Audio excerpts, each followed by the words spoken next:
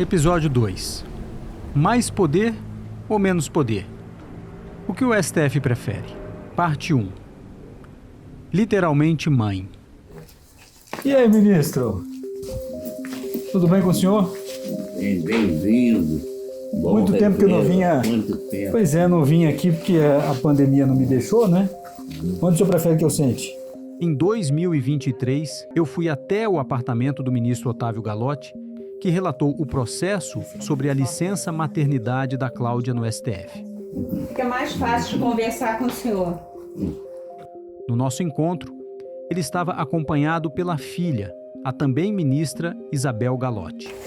Aqui será que é mais fácil? Essa cadeira acho que não é boa, a gente pode puxar isso aqui para você. E agora, ministro, eu vim lhe pedir uma ajuda com um caso do seu tempo. O caso. O senhor foi relator. Era um caso, viu, ministra, de licença maternidade para mãe adotiva. O senhor foi relator desse recurso extraordinário lá no ano de 2000. Por que você está interessado nesse caso de licença maternidade? Porque é o seguinte, ministra... A pergunta que a ministra me fez faz sentido. Por que eu estava interessado num caso tão antigo? Não era, como nós vemos hoje, um processo super famoso do qual todos os jornais falavam. Nem teria processualmente efeito imediato para todos os outros processos sobre o mesmo tema, porque a repercussão geral das decisões do Supremo em recursos como este só apareceria mais de uma década depois com a reforma do Poder Judiciário. O caso, portanto, era apenas mais um para o STF. E por isso, a ministra, assim como o próprio Galotti, estranharam meu interesse nesse caso. Galotti era um juiz conservador, filho e neto de ministros do Supremo. Para mim, um verdadeiro Google da história do STF. E ele era um dos 3 integrantes da chamada Troika Conservadora, um trio de ministros cujas decisões ao longo dos anos 90 eram, via de regra, em favor da manutenção das coisas como elas estavam. Ou falando de outra forma, era um ministro muito aferrado ao que estava escrito na lei. Antigamente, nós errávamos na aplicação da Constituição. Podia ter errado, mas não era essa ideia de errar porque acha melhor, acha pior. Pensar em novas soluções para além do texto ou em novas interpretações diante de novos problemas, fazer uma leitura mais expansiva da lei ou mesmo interpretar a lei para fazer a história avançar, como costuma dizer o ministro Barroso, nada disso era a cara do ministro Galotti. E foi esse juiz, com essa visão tradicional do direito, que pegou o caso de Cláudia para julgar. Pelos seus olhos, era um caso simples, bem simples de ser resolvido. O que dizia a Constituição? Tem direito à licença maternidade a mãe que gestou o filho recém-nascido. Cláudia havia gestado sua filha? Não. Logo, ela não tinha direito à licença. Fácil, simples assim. E pareceu tão simples que o julgamento foi rápido e a decisão do Supremo foi unânime. Mas e o direito da criança? Mas e todas as dificuldades de uma família se adaptar à nova realidade?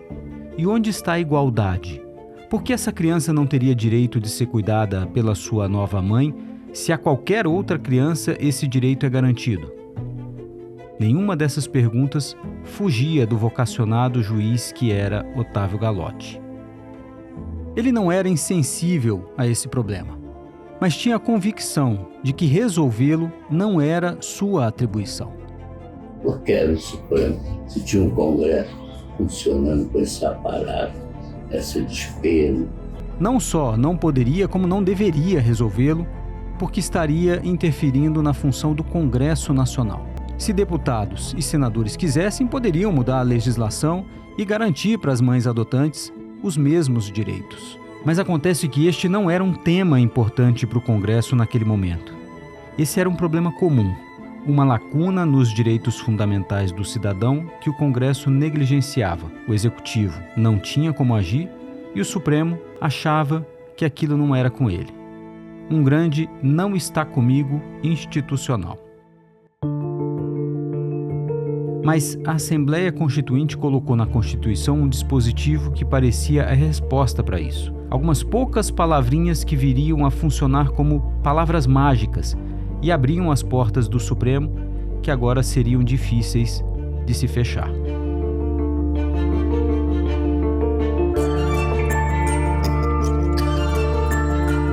Neste episódio, como os próprios ministros do Supremo se viraram contra um novo STF e como um deles abriu as portas para colocar o tribunal em um caminho perigoso e sem volta. Este é o Parede-Edição de Vidro, apresentado por mim, Felipe Recondo. Parte 2. Palavrinhas mágicas.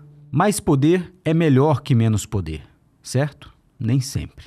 Mas quanto tempo o STF demoraria para perceber isso? Como parte de novos mecanismos criados para garantir que a Constituição vinha para ficar, o Supremo passou por algumas mudanças.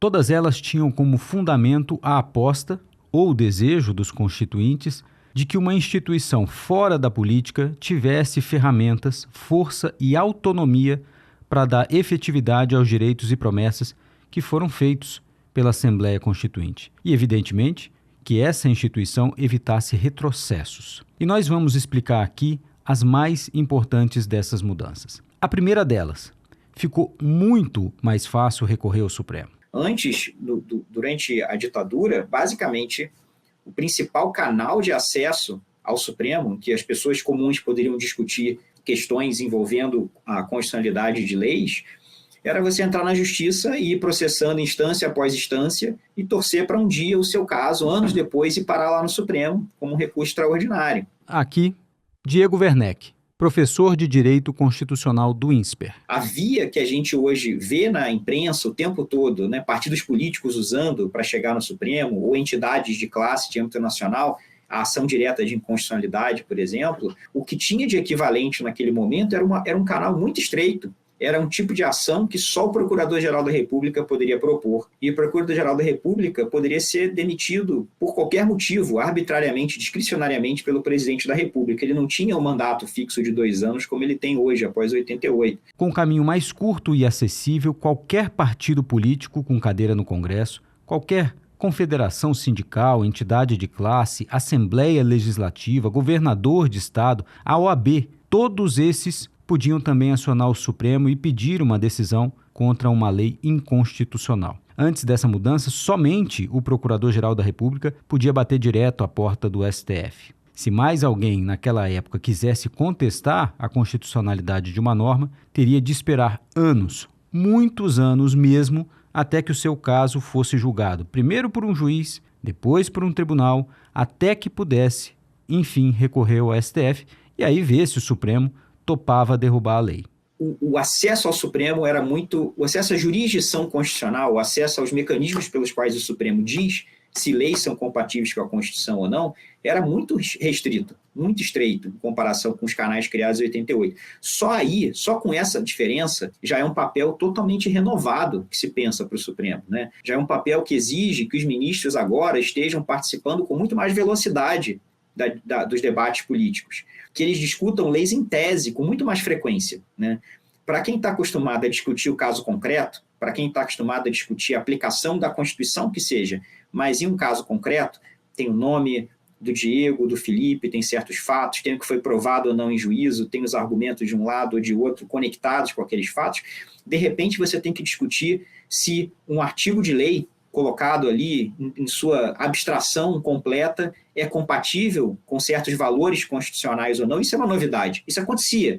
Isso não era em si algo que os ministros do Supremo não faziam, mas era muito mais raro.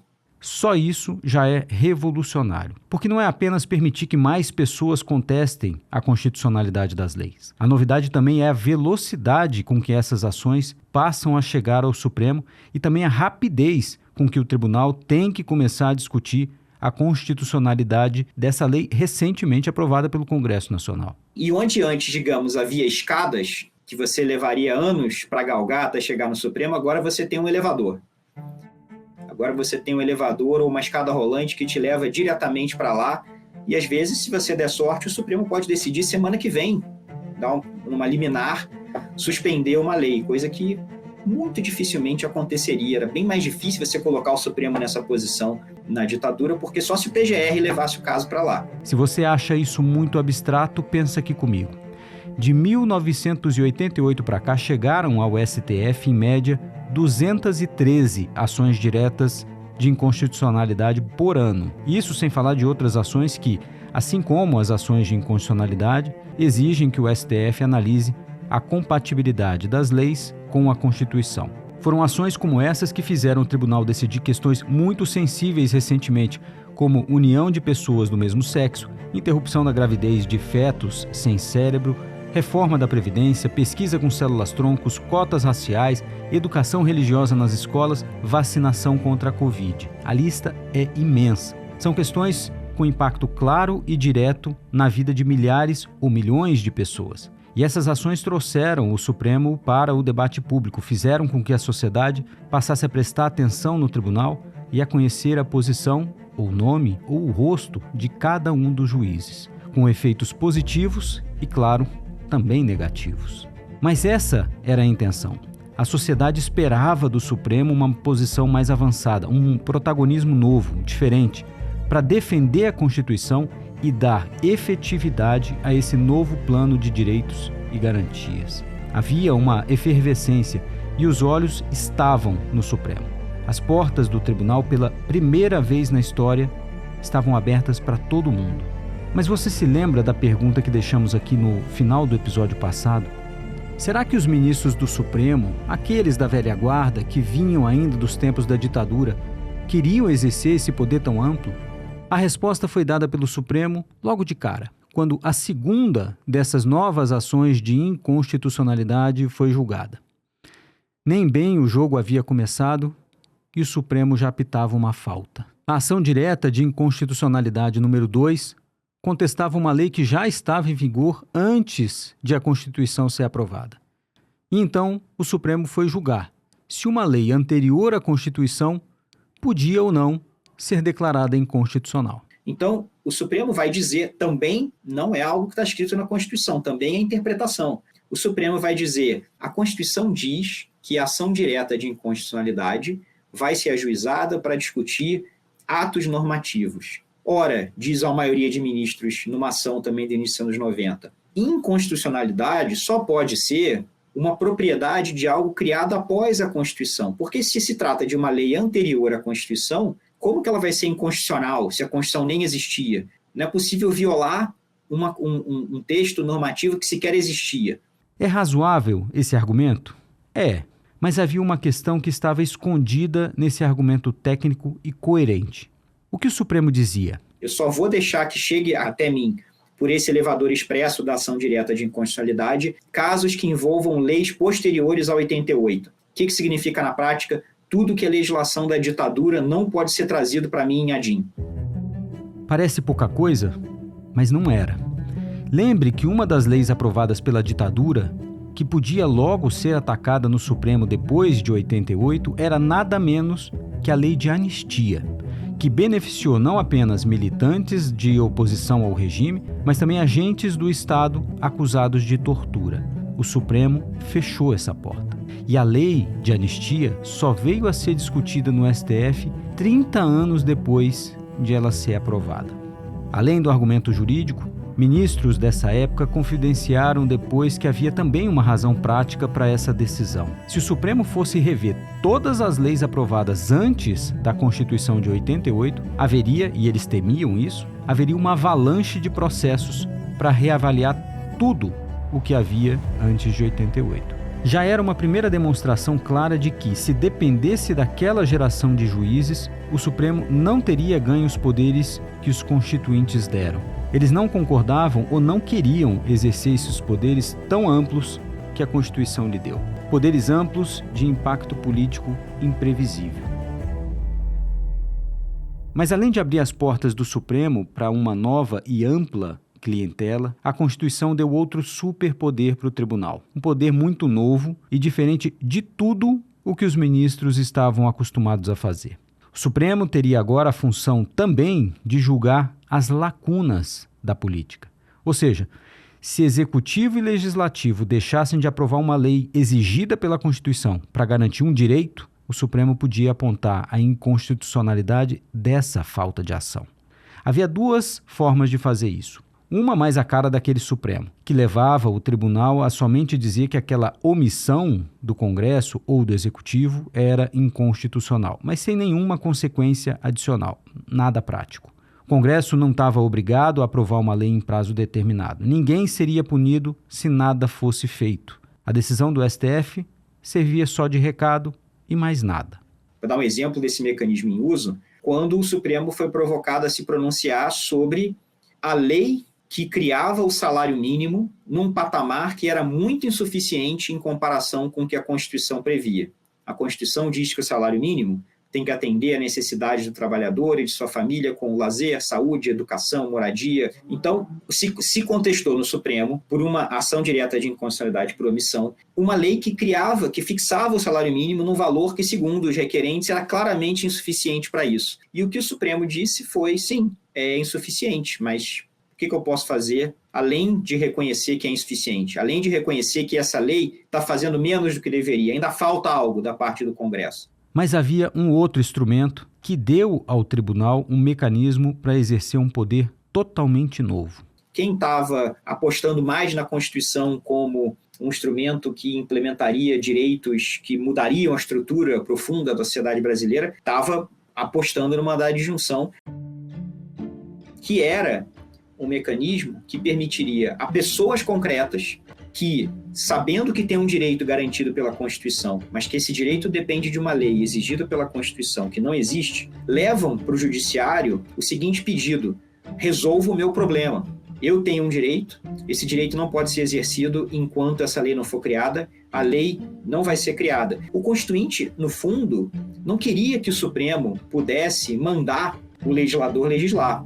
Não, ninguém queria dar ao Supremo o poder de legislar. O que se queria era achar alguém que resolvesse o problema. E o mandado de injunção dava ao STF esse poder, mesmo que as regras só valessem até que o Legislativo, enfim, cumprisse o seu papel de aprovar uma lei. O mecanismo que de fato foi aprovado era um mecanismo que dizia o seguinte: bom, tudo bem, o Supremo não vai se substituir ao legislador no sentido de dizer, deixa comigo que eu vou legislar para sempre sobre esse tema. Também não era para o Supremo dizer para o Congresso, você tem um prazo para criar essa lei, senão vai todo mundo ser preso, ou vai todo mundo sofrer algum tipo de consequência. Não era isso, mas era dizer, enquanto o Congresso não age, eu preciso proteger esse direito de outra forma. Como que eu protejo esse direito? Havia debates, mesmo após a Constituição, sobre qual a extensão do poder que estava sendo dado ao Supremo, mas, de maneira geral, uma posição que me parece que tinha bastante apoio ali após a Constituinte, entre juristas, inclusive, era, no mínimo, o tribunal tem que poder dizer para quem entrou na justiça que, para o seu caso, a regra vai ser essa. Eu vou criar aqui uma regra provisória, enquanto o Congresso não cria, mas que resolve o seu problema, que é você tem um direito e você não consegue exercer. Claro que isso já era revolucionário. Claro que isso já significa que os juízes vão ter que não só analisar o que o Congresso deixou de fazer, que é uma novidade, mas eles muitas vezes vão ter que se colocar na posição de dizer como que eu resolvo o problema dessa pessoa que precisa de regras para exercer o direito. Que regras vão ser essas? Uma baita ferramenta para um Supremo em que ninguém apostava suas fichas para resolver os problemas da sociedade. Talvez esse instrumento novo desse ao tribunal uma nova cara. Talvez a sociedade passasse a ver no Supremo uma instituição mais próxima, mais amigável, mais ativa e sensível aos problemas sociais. Mas não, a ferramenta revolucionária foi entregue nas mãos de um Supremo que via tudo isso com muita desconfiança. Para um tribunal que achava que o modelo antigo funcionava bem até. Não precisava ser reinventado, precisava só ser pontualmente ajustado. E mais do que isso, essa ferramenta foi dada para ministros que diziam que o Supremo poderia aceitar ou não as atribuições que o Constituinte estava lhe dando. Você está achando exagerada essa última frase? Veja só o que disse em 1988 o então ministro do Supremo, Oscar Dias Correia, em relação à nova Constituição. Abre aspas. O texto constitucional nem sempre é aquilo que os legisladores acham que seja, fecha aspas. Como é? E ele prosseguiu, abre aspas. O Supremo Tribunal Federal tem 11 juristas, mas a Assembleia Constituinte teve 559 legisladores, nem todos de grandes competências. Fecha aspas. Para quem acha que ativismo judicial nasceu ontem e serviu para pautas liberais, pegue essas frases. Um ministro do Supremo dizendo que a obra da Constituinte, com seus legisladores nem sempre competentes, é na verdade aquilo que os 11 competentes juristas do Supremo acham que ela é. Se isso não é ativismo. E este foi o clima de boas-vindas para os primeiros mandados de injunção que chegaram ao STF.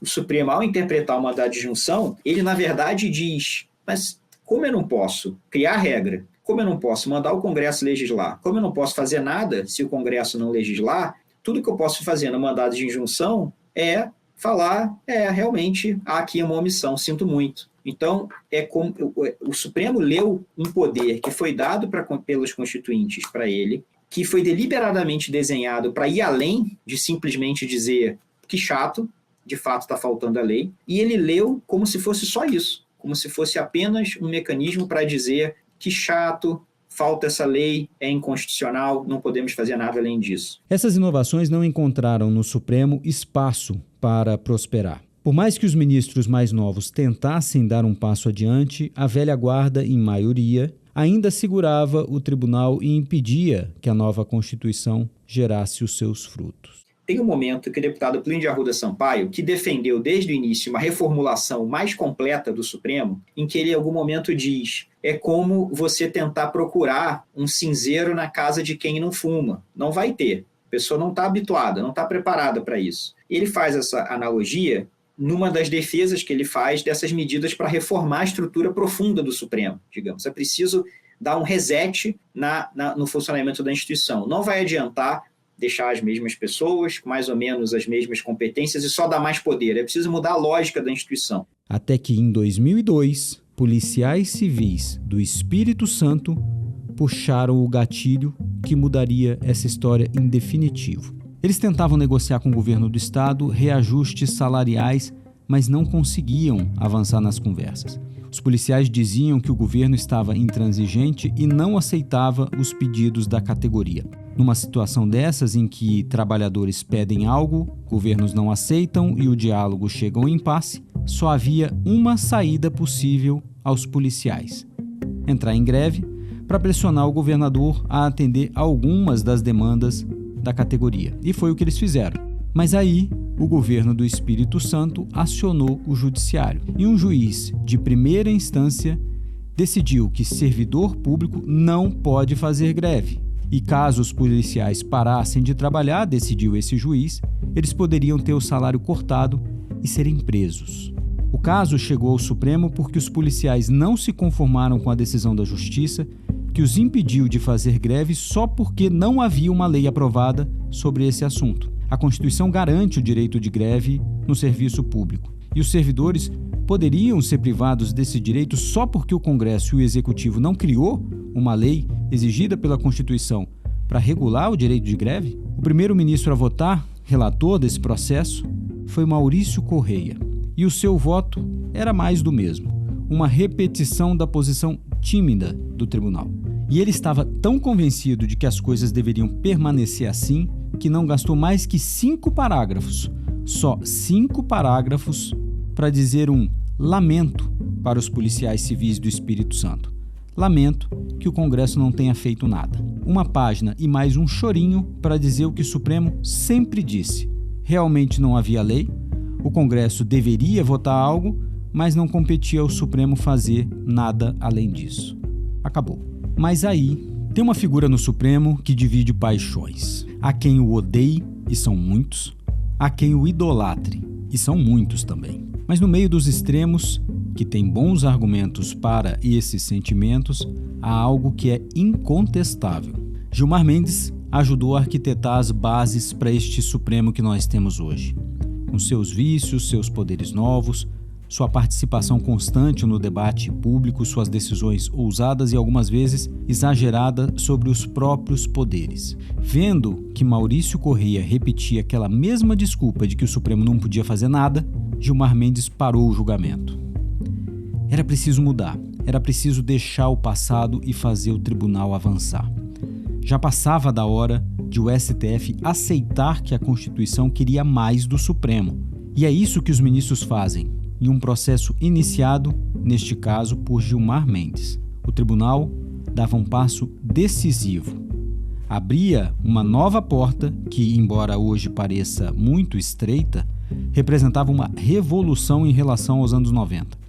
A possibilidade de o STF usar o mandado de injunção para criar regras, ainda que provisórias, enquanto o Congresso Nacional não fizesse nada. Hoje o mandado de injunção é pouco utilizado. O tribunal tem usado outros instrumentos para fazer muito mais do que simplesmente suprir uma lacuna deixada pelo Congresso. Hoje o STF cria, regula, implementa políticas públicas que, em tese, estariam a cargo do presidente da República, dos ministérios, dos governos estaduais e não apenas em temas para os quais a Constituição expressamente exigiu a criação de alguma lei. Como? Lembra que o Supremo disse, logo após 88, que não podia julgar inconstitucionais leis anteriores à Constituição? Pois no final dos anos 90, com a participação de 2 juristas que viriam a ser ministros do Supremo, Luiz Roberto Barroso e, novamente, esse mesmo Gilmar Mendes, o tribunal ganhou um instrumento para fazer exatamente isso e muito mais mesmo. Foi assim que o Supremo regulou a aplicação das vacinas durante a pandemia da Covid-19, definiu medidas para proteger comunidades indígenas também durante a pandemia, criou regras para as operações policiais nas comunidades do Rio de Janeiro, estabeleceu políticas que os governos devem adotar para cuidar dos moradores de rua. Quem reclamava da timidez do Supremo já não tinha mais razões para criticá-lo por isso. Mas o avanço do STF também alimenta as críticas. E elas não são poucas. E a Cláudia? Antes do julgamento do seu caso, ninguém discutia os direitos de mães adotantes publicamente. Essa não era uma causa que mobilizava um grupo representativo da sociedade. A imprensa não dava uma linha sobre esse assunto. Então, essas mães estavam sozinhas com seus problemas e não iam nunca conseguir mobilizar o Congresso para mudar a lei. E o mandado de injunção ainda era um tabu jurídico. Na falta de instrumentos e de vontade para mudar, o Supremo estava paralisado. Portanto, quando o tribunal decidiu que mães adotantes não tinham direito à licença maternidade, parecia para Cláudia o fim da linha. E o que ela achou dessa decisão? Quando enfim o Supremo julgou este caso, 10 anos já haviam se passado desde que ela adotou a sua filha. Ela não queria remoer mais esse assunto, aparecer e falar dele. Era um pouco de medo do que isso podia gerar. Mas a partir do dia do julgamento, a vida de outra pessoa mudou por completo. E ela teria todo o interesse em falar desse assunto e reabrir o caso.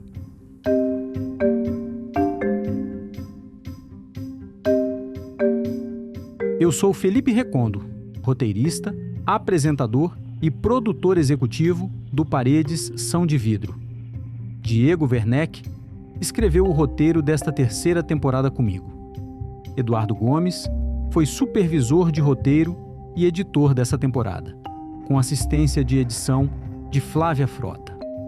Roberto Maltic foi nosso produtor investigativo. Lucas Gomes criou a identidade visual desta temporada. A produção foi da Zarabatana e do Dia Estúdio. Pelo Dia Estúdio, a direção geral é de Léo Cardoso. Direção dos episódios por Rodrigo Martins. Produção técnica da Ana Carolina Ferreira. Operação de áudio da Janaína Florenço. Operação de teleprompter, Rodney Roberto. E a captação de imagens da Caroline França Pires. Produção de estúdio contou com a direção da Maria Bolzan, coordenação da Camila Souza de Araújo. A cenografia foi criada e montada pela equipe do Júlio Vida, Pedro Rogato, Mirella Froy, Vicky Rodrigues, Ale Russo e Robson Pereira. A Elva Obeso e Nicole Nascimento fizeram a coordenação de pós-produção. Alain Postal e Diogo Medina produziram os motions. E Rodolfo Pereira foi o responsável pela edição de vídeo. O design das artes utilizadas na edição do podcast foi criado pela equipe coordenada por Bruno Andrade, e composta por Joana Dorner e Pedro Padilha.